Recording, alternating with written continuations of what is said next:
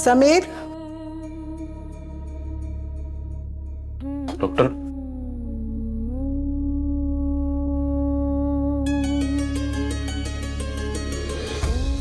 समीर, आज जे काही दिवसभरात घडलं ते मगाशी तुम्ही मला सांगितलं, पण जे काही घडलं ते तिच्या तब्येतीकरता योग्य होतं असं खरंच वाटतंय तुम्हाला? आज दिवसभरात ती जे काही वागले ना ते तिच्या तब्येतीसाठी अजिबात मानवणारं नाहीये. एका जागी इतका वेळ अवघडलेल्या अवस्थेत बसून राहायचं, आणि ते सुद्धा अंधारलेल्या अनहायजेनिक जागेत. लक्षात येतंय का तिच्या जखमांवर याचा परिणाम होऊ शकतो? तुम्ही एक लक्षात घ्या, अर्पिताला संपूर्ण विश्रांतीची गरज आहे. Complete bed rest. अगदी 10 पावलं चालणं सुद्धा तिने अवॉइड केलं पाहिजे, किमान पुढचे 2 दिवस तरी. 2 दिवस? उद्या उद्या वटपौर्णिमा आहे. माझी पहिली वटपौर्णिमा. मला पूजा करायची. मी नाही चुकवू शकत. सॉरी, पण मी नाही परमिशन देऊ शकत तुला. हे बघ, तुला फक्त बसायची परवानगी आहे. आयदर बसायचं किंवा झोपायचं. चालणं किंवा कुठल्याही प्रकारचा ताण तुला झेपणार नाहीये. अर्पिता मॅडम, ऐकताय ना तुम्ही डॉक्टर काय सांगतायत ते? हे बघा, तुमच्या तब्येतीपेक्षा कुठलंही व्रतवैकल्य मोठं नाहीये. वटपौर्णिमा तुम्ही पुढच्या वर्षी करा, काही गरज नाही आता त्याची. पण माझी पहिली वटपौर्णिमा आणि मी ठीक आहे. मी काळजी घेईन. डॉक्टर प्लीज एवढी परमिशन द्या ना प्लीज. सॉरी, पण मी अजिबात परमिशन देऊ शकत नाही. त्यातून इट्स युअर डिसिजन. नका ना हट्ट करू अर्पिता मॅडम.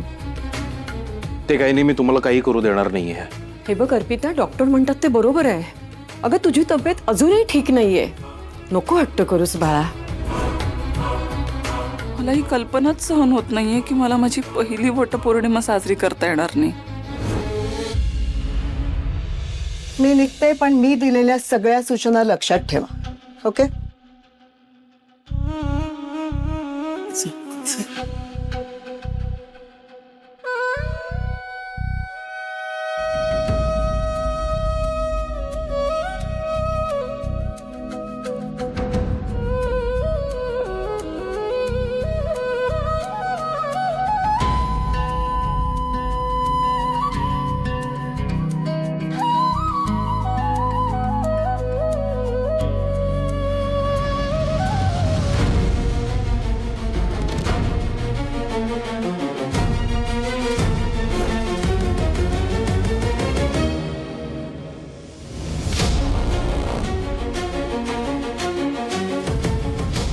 बरं वाटतंय?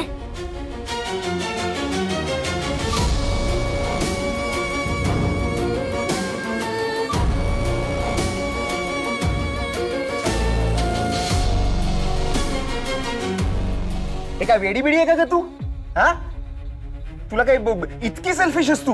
म्हणजे आमची वहिनी घरी आली, त्याचा आनंद तर सोडच, तू त्याचं दुःख साजरं करतेस. घाणेरडी आहेस ग तू. हे बघ, तू काही केलंस ना तरी आमच्या घराच्यांचं काही वाकडं नाही करणार आहे. सगळं चांगलं होणार आहे आमचं. मी पण बघते ना. मला हर्ट करून तुम्ही त्या अर्पिताला जवळ केलं ना, ती घरात असताना तुमचं भलं कसं होतं ना ते मी पण बघते. हा, जा जा, काय करायचं ते कर जा. Shut up. ए,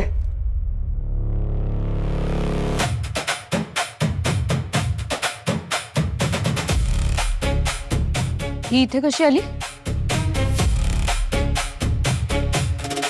काही नाही ग, मी तुझी वाट बघत बसलो होतो ना इकडे. तर ती पास होताना तिला मी दिसलो म्हणून आली.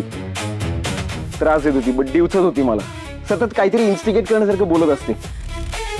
मग अर्पिता वहिनीबद्दल काहीतरी उलट सुलट बोलली.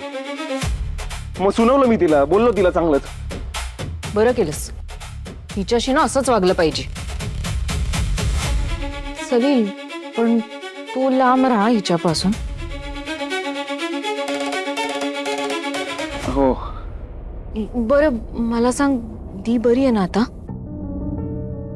बरी आता.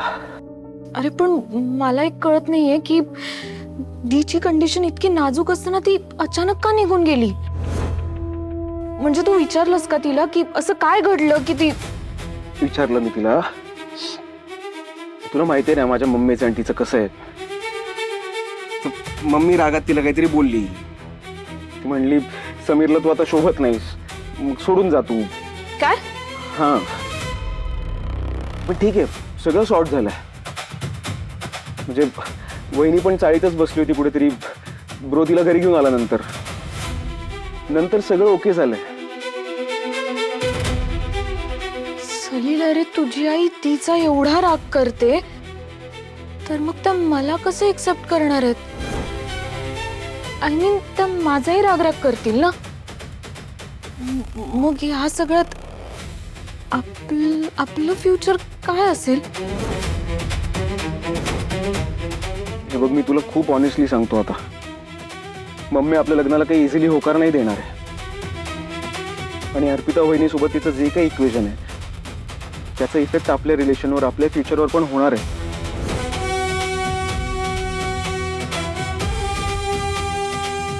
पण एक गोष्ट नक्की सांगतो, मी एक वेळ जग सोडेन पण मी तुला नाही सोडणार. खरंच?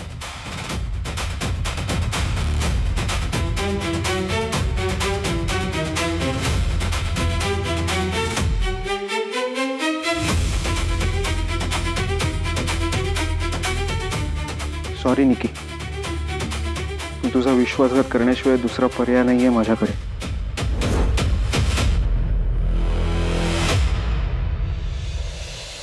बघितलंच दिदे, नियतीचा न्याय. मगाशी काय म्हणाली होतीस? मला समीरच्या आयुष्यात कायमचं राहायचंय, मी त्यांच्याशिवाय जगू शकणार नाही, राहू शकणार नाही. पण बघ ना, नियतीलाच ते मान्य नाही.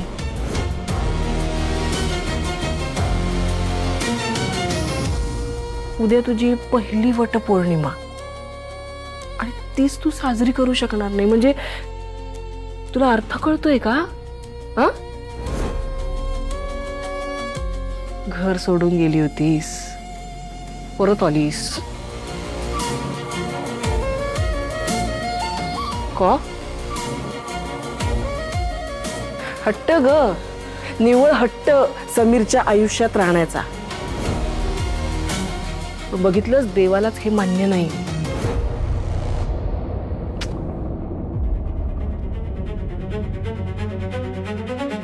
सात जन्माची पूजा करायची म्हणे तुला. अगं, तू एकाच जन्मात त्याची बायको म्हणून टिकू शकणार नाहीस.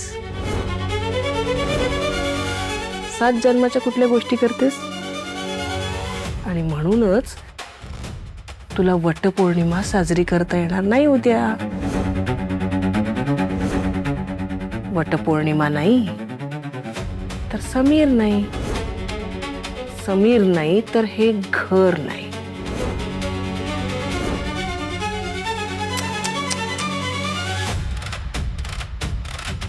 नियतीचा खेळ.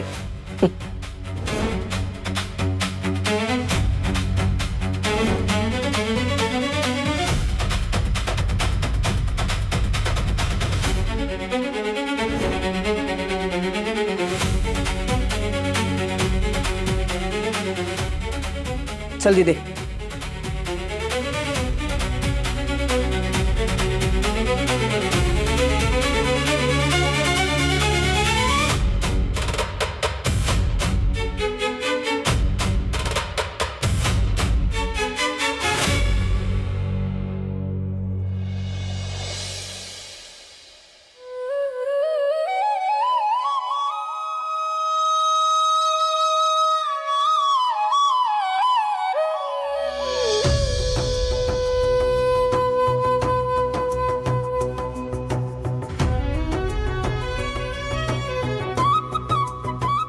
कराग्रे वसते लक्ष्मी, करमध्ये सरस्वती, करमूले तु गोविंदम, प्रभाते करदर्शनम.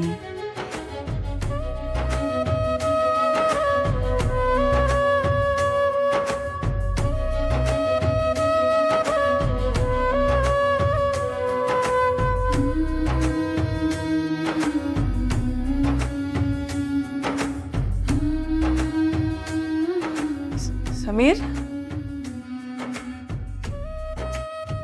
समीर कुठे गेले?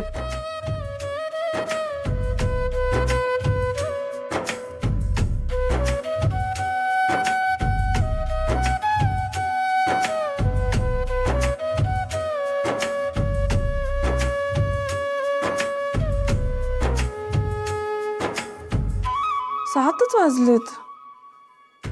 एवढे सकाळी कुठे गेले असतील? तर सकाळ सकाळी त्यांचा चेहरा बघितल्याशिवाय चैन पडत नाही. मला माहिती आहे त्यांना. नको तेव्हा मनातला शब्द न शब्द ओळखतील. जेव्हा पाहिजे असतं तेव्हा काय.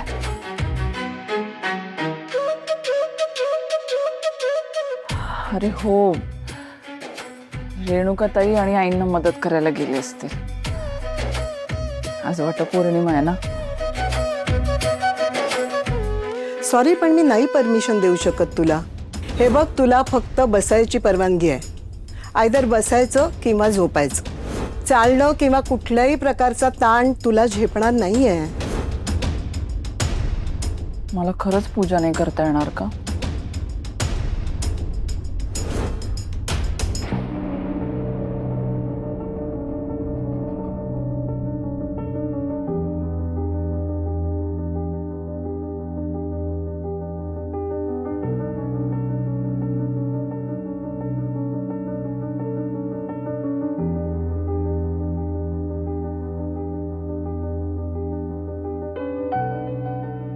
काय रे, काय झालं?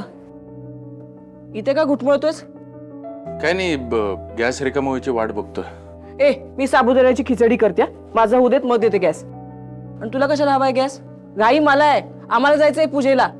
हो, पण ते अर्पिता मॅडम तिकडे तर एकदा ठरलंय ना तिला पूजेसाठी घराबाहेर न्यायचं नाहीये म्हणून. मग कशाला तिच्या हट्टाच्या भरीला पडतोस तू?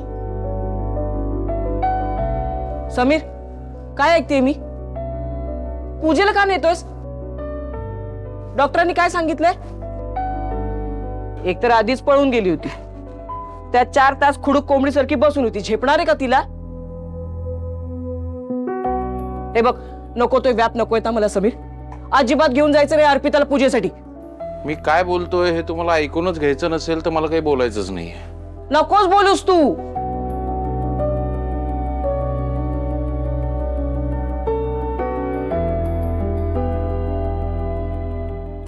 हे घ्या खिचडी.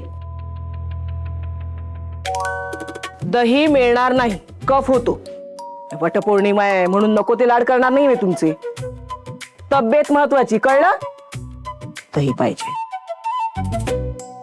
आणि तू तुझ्या अर्पिता मॅडम साठी सुद्धा केली खिचडी. घेऊन जा तिला. आणि तू सुद्धा खाऊन घे. पण त्याआधी मला एक काम आहे. काय? मला पातेलं दे ना. ते काय तिकडे नाही ग, हे नाही, मोठं पातेलं पाहिजे. खाली आहे बघ.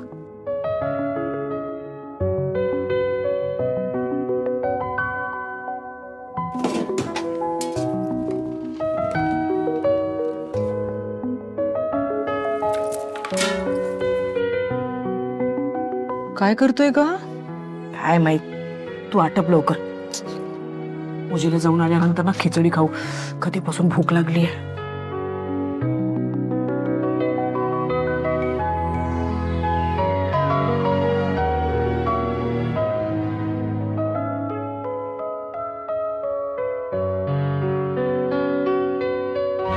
आता हे काय नवीनच चाललंय? काय माहित. कधी कधी काय वागतो ना अंदाजच येत नाही.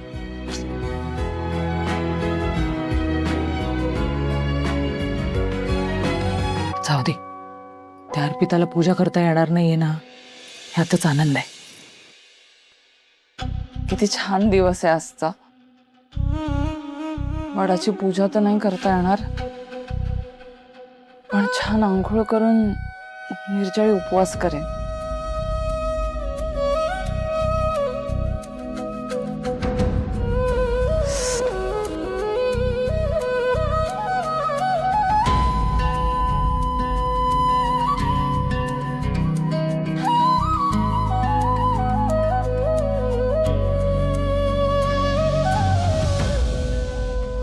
पण डॉक्टरांनी सांगितलंय आंघोळ हो नाही, स्पंजिंग करावं लागेल.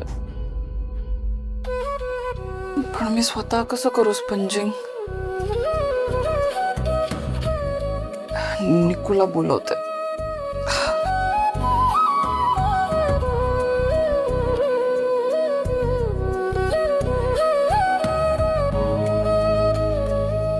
Good morning Arpita madam.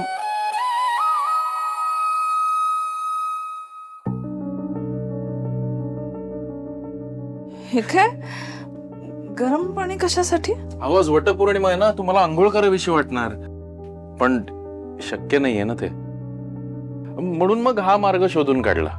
मस्त गरम पाण्याने स्पंजिंग करूया.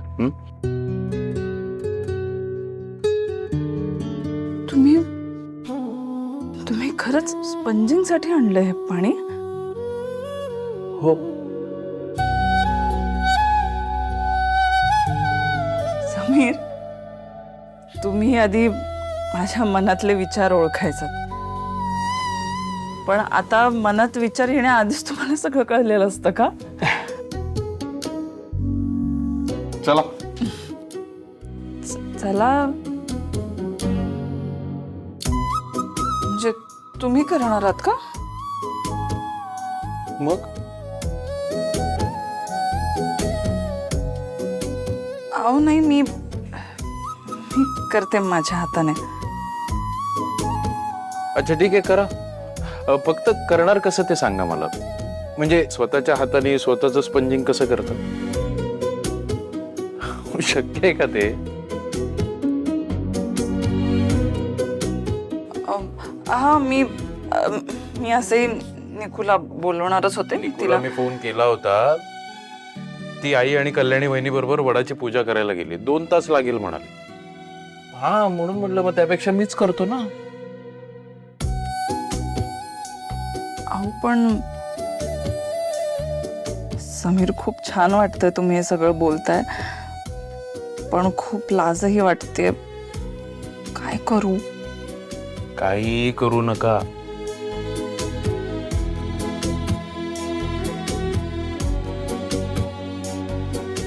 एका क्षणाकरता असं समजा की मी तुमचा नवरा नाही, नर्स आहे. हवं तर नर्सचा युनिफॉर्म घालून येऊ का? नाही, नको. अर्पिता मॅडम, तुम्ही काय म्हणालात? मला तुमच्या मनातलं कळतं. मग लाज नका ना वाटून घेऊ.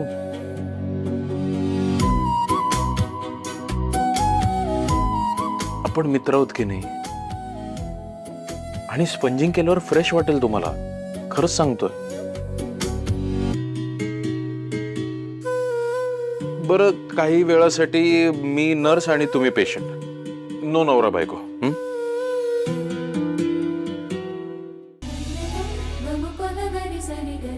सावकाश.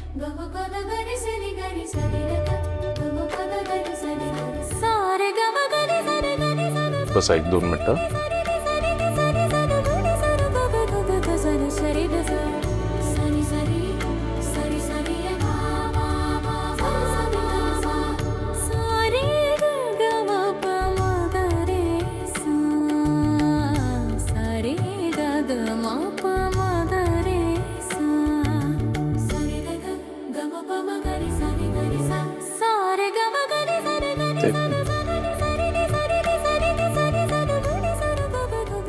लाजू नका, नर्स आहे मी आता.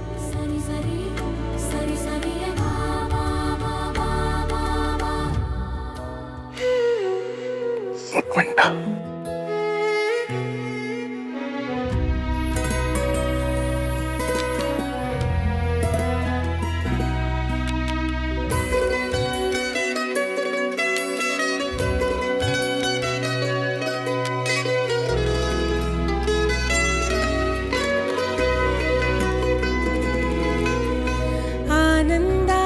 क्षणात वाटे कुणी असावे साथी, सुखात भिजता चिंब कुणाचा हात असावा हाती.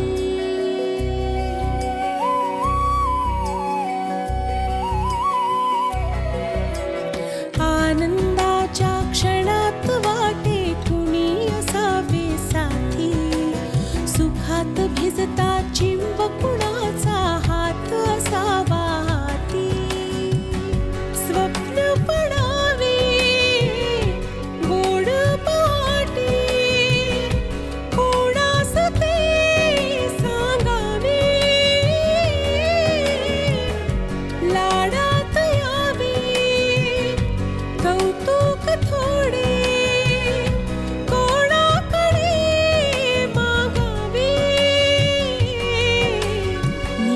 वचनाला अर्थ से जर वात से सांगाती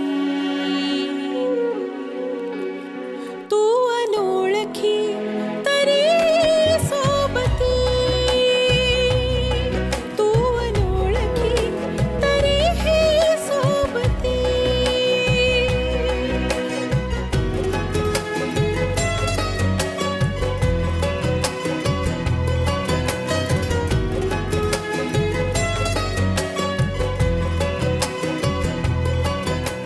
हे थोडस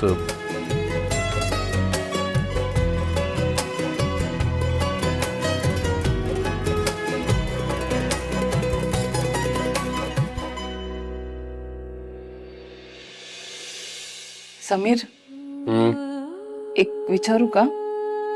विचारा की. या जखमा बघून तुम्हाला असं काही वेगळं नाही वाटत का? वाटतं की याआधी मला माझी बायको सुंदर दिसत होती, आता ती खंबीर पण दिसते. या जगात सुंदर आणि खंबीर बायको मिळणारे नशीबवान पुरुष फार कमी आहेत आणि त्यातला मी एक आहे.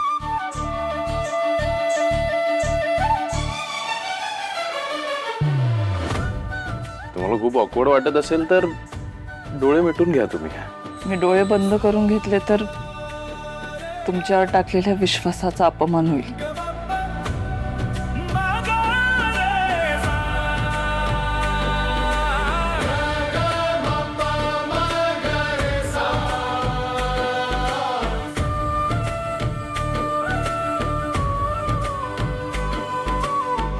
जगा वेगळा नवरा आहे माझा आणि म्हणूनच कदाचित जगा वेगळी वटपौर्णिमा आली आहे माझ्या वाट्याला.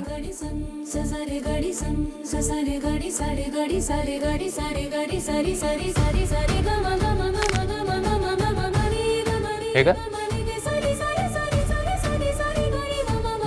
काही नाही. बघितलं मी, ते आई करते तसं केलं ना.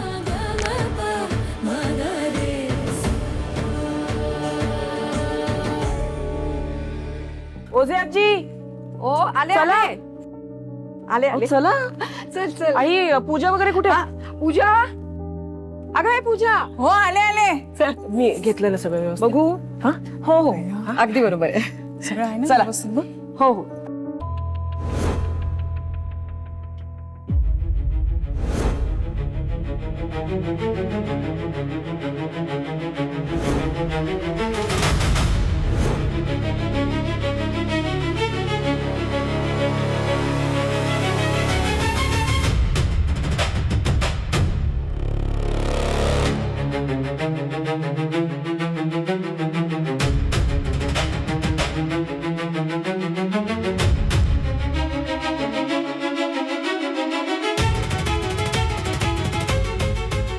समीरची आई कशी दिसतेय मी? आणि हे बघा हे सगळं बरोबर आहे ना? बरोबर आहे, पण तू कुठे चाललीस एवढी नटून थटून? तिथेच जिथे तुम्ही सगळ्या जाताय वटपौर्णिमेच्या पूजेसाठी. अगं हा लग्न झालेल्या बायकांचा सण असतो आणि लग्न झालेल्या बायकाच वड पुजतात ना. मग तू कशी करणार पूजा आणि कोणासाठी करणार आहेस? ऑफकोर्स समीरसाठी.